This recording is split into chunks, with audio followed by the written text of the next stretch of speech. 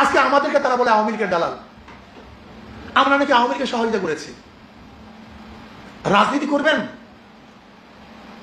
জেনে শুনে রাজনীতি করেন, বক্তব্য দিবেন, অথেন্টিক বক্তব্য দেন। ইসলামী আন্দোলন বাংলাদেশ আজ পর্যন্ত প্রশ্নবিদ্ধ কোন জাতীয় নির্বাচনে অংশগ্রহণ করেনি। 14 নির্বাচনে ইসলামী আন্দোলন অংশগ্রহণ করেনি। 18 নির্বাচনে সবাই অংশগ্রহণ করেছে। বিধায় ইসলামী আন্দোলন বাংলাদেশ তখনও গণভবনে যায় নাই। তখন কিন্তু আওয়ামী লীগের সবাই, বিএনপি সবাই গেছে। ফখরুল ইসলাম আলমগীর পর্যন্ত সে কিন্তু গণভবনে গিয়েছিল শেখ হাসিনার কাছে। কিন্তু ইসলামী আন্দোলন বাংলাদেশ কিন্তু 18 নির্বাচনে অংশগ্রহণ করছে, কিন্তু শেখ হাসিনার সাথে বৈঠক করেনি, আওয়ামী লীগের বৈঠক করেনি। 2024 নির্বাচনে ইসলামী আন্দোলন বাংলাদেশ পার্টিসিপেট করেনি, তারা নির্বাচন অংশগ্রহণ করেনি, যায় নাই।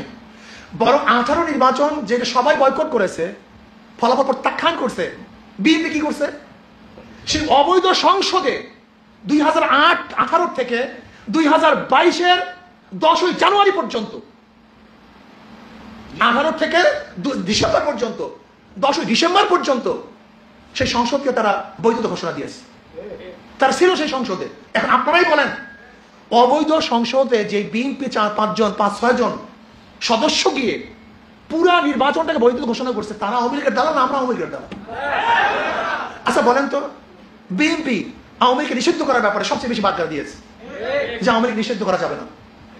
এই বক্তব্য সবচেয়ে বেশি আওয়ামী লীগের, এই সে বিএনপি নির্বাচনে আনার জন্য, আওয়ামী লীগকে নির্বাচনে আনার জন্য যেন আওয়ামী লীগ ইনক্লুসিভ নির্বাচন হয়, ইনক্লুসিভ নির্বাচন হওয়ার ব্যাপারে সবচেয়ে বেশি বক্তব্য কি দিছে? এই বিএনপি। আওয়ামী লীগকে নির্বাচনে আনার জন্য সবচেয়ে বেশি বক্তব্য রাখা বিএনপি। আওয়ামী লীগের সমস্ত সম্পত্তি দখল করছে কে? এস আলম গ্রুপের সমস্ত সম্পত্তি কার কাছে? এস আলমের সমস্ত গাড়ি কার কাছে? খুঁজে দেখুন, আমার খোঁজার দরকার নেই। হাজার হাজার লক্ষ লক্ষ কোটি কোটি টাকা দিয়ে আওয়ামী লীগকে বাংলাদেশের ভারতে পাচার কারা করছে, এটা খুঁজে দেখেন তো আপনারা, ভালো মতো খোঁজেন তো, তাহলে বুঝতে পারবেন কারা এই কাজগুলি করছে। এখন প্রশ্ন করতে পারেন, হুজুর আওয়ামী লীগকে বিএনপি নির্বাচনে আনতে চায় কেন? এটা মারাত্মক প্রশ্ন। যেখানে প্রতিপক্ষ বিএনপির আওয়ামী লীগ, সেখানে আওয়ামী লীগ না থাকলে তো বিএনপি পাস করবে, তাহলে আওয়ামী লীগকে তারা নির্বাচনে আনতে চায় কেন? একদিনও চিন্তা করছেন কেন আনতে চায়? একদিনও চিন্তা করেন। বলেন তো, আওয়ামী লীগ বিএনপি যখন নির্বাচনে অংশগ্রহণ করেছে, বিএনপি ভোট গ্রহণ করার জন্য তাদের বক্তব্যটা কি ছিল মনে আছে? আওয়ামী লীগ ঠেকাও, টুপি থাকবে না, দাড়ি থাকবে না, মসজিদ থাকবে না, মাদ্রাসা থাকবে না, ভারত হয়ে যাবে। বলতো এছাড়া বিএনপি ভোট নেওয়ার আর কোনো বক্তব্য শুনছেন আজ পর্যন্ত? হ্যাঁ, 100 বক্তব্য দিতে পারে আওয়ামী লীগ, কেন ভোট তাদেরকে দিবেন? 100।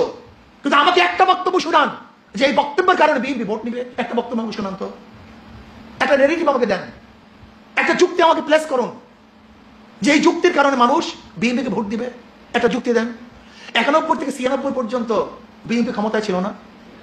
2001 থেকে 2005 পর্যন্ত বিএনপি ক্ষমতায় ছিল না। আচ্ছা আমাকে বলুন, যে বিএনপি 91 থেকে 96 ক্ষমতায় ছিল, সেই বিএনপি 96 আসতে পারে নাই কেন? যেই বিএনপি 2001 থেকে 2005 পর্যন্ত ক্ষমতায় ছিল, 2006 পর্যন্ত, তারা 2008-এ ক্ষমতা আসতে পারে নাই কেন? বিপুল ভোটে হারছে কেন? এর কারণটা কি? যদি বলেন বিএনপিকে এই কারণে ভোট দিবে, একটা কারণ আপনি যৌক্তিক একটা কারণ উপস্থাপন করতে পারবেন না। যদি বলেন উন্নয়নের 1000 গুণ বেশি উন্নয়ন করছে আওয়ামী লীগ, 1000 গুণ বেশি, এরপর আওয়ামী লীগকে কেন মানুষ প্রত্যাখ্যান করছে? জুলুম, অত্যাচার, অবিচার, চাঁদাবাজি, গুন্ডামি, মাস্তানি, মানুষের অধিকার হরণ করা। আজও বিএনপি সেই কাজটাই করতেছে, জুলুম করতেছে, অত্যাচার করতেছে, অবিচার করতেছে, মিথ্যা বক্তব্য ছড়াইতেছে, কটূক্তিমূলক কথা বলতেছে। যদি আওয়ামী লীগ এত উন্নয়নের পরেও জুলুম নির্যাতন করার কারণে আওয়ামী লীগকে দেশের মানুষ প্রত্যাখ্যান করতে পারে, তা আপনি তো ক্ষমতায় আসেন না, আপনার ভোটকে প্রত্যাখ্যান মানুষ করতে পারে না? হ্যাঁ, এর জন্যই তো বিএনপি চায় আওয়ামী লীগ ক্ষমতায় আসুক, যেন বক্তব্য দেবে আওয়ামী লীগ ঠেকাও, আওয়ামী লীগ ঠেকাও। যদি আওয়ামী লীগ নির্বাচন অংশগ্রহণ না করে, তাহলে সবার জবানের মধ্যে একটাই স্লোগান উঠবে, বিএনপি ঠেকাও, বিএনপি ঠেকাও, বিএনপি ঠেকাও। আপনি ভেবেছেন সেই আগের পুরানো কেসা কাহিনীর দ্বারা ভোট গ্রহণ করবেন? আমাকে বলুন, বর্তমান নেট খুললে, মিডিয়ার মধ্যে দেখলে, যেরকম 2001 থেকে 2005 পর্যন্ত শুধু আমরা দেখেছি খাম্বা কেস, কি কেস? খাম্বা মনে আছে তো? কারেন্টের খাম্বা কেস, ট্রান্সফার কেস, হাওয়া ভবন, কত ভবন আমরা দেখেছি। এখন আমরা কি শুনতেছি? বিএনপির কি গুণ? 9 মাসে 150 খুন, সাদা নেয় পল্টনে, চলে যায় লন্ডনে। শুনি, এটা আমার বক্তব্য না, বক্তব্য আমার না, এটা পাবলিক বলতেছে ভাই, বক্তব্য আমার না।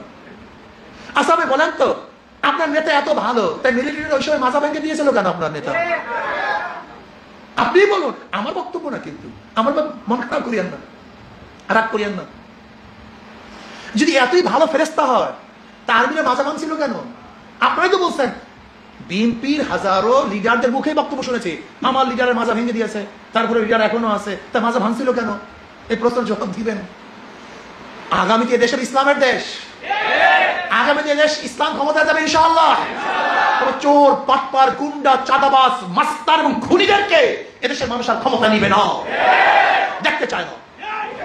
আগামী দেশ হবে ইসলামের দেশ, জুলুম নির্যাতন মুক্ত এক দেশ হবে, যেখানে জুলুম থাকবে না, অত্যাচার থাকবে না, অবিচার থাকবে না, যেখানে খুন থাকবে না, খারাপই থাকবে না, লুট থাকবে না, ব্যবসায়ীরা ব্যবসা করবে, চাঁদা দিতে হবে না, ড্রাইভাররা গাড়ি চালাবে, রাস্তায় থামিয়ে কেউ চাঁদা গ্রহণ করবে না, শিক্ষার্থীরা প্রতিষ্ঠানে যাবে, খুন হবে না, গুম হবে না। আজকে আমার মা বোনের রাস্তায় নামবে, ইজ্জত হানি হবে না।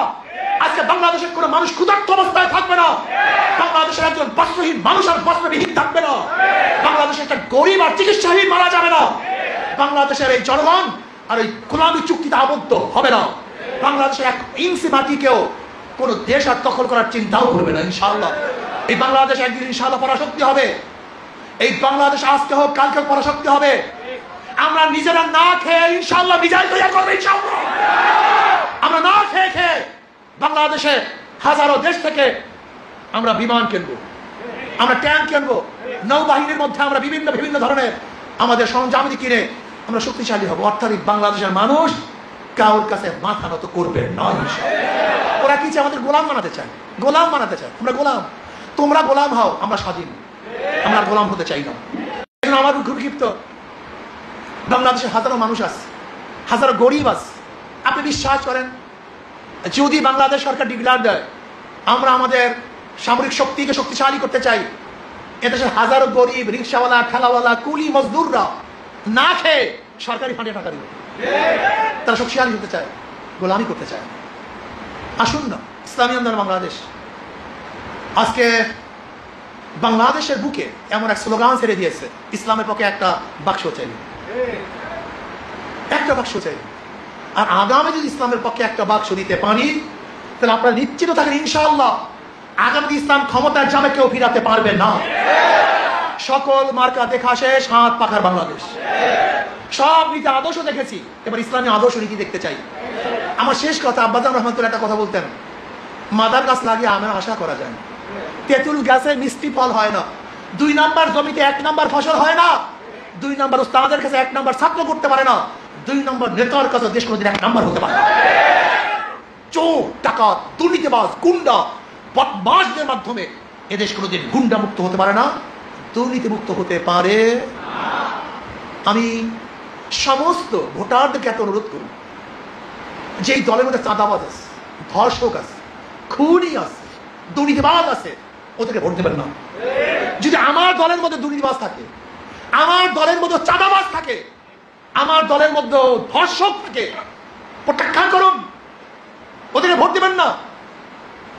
যদি চাঁদাবাজদেরকে, দুর্নীতিবাজদেরকে আমরা প্রত্যাখ্যান করি, ভোটাররা প্রত্যাখ্যান করেন, তা দুর্নীতিবাজরা আর কোনোদিন ক্ষমতা আসতে পারবে না।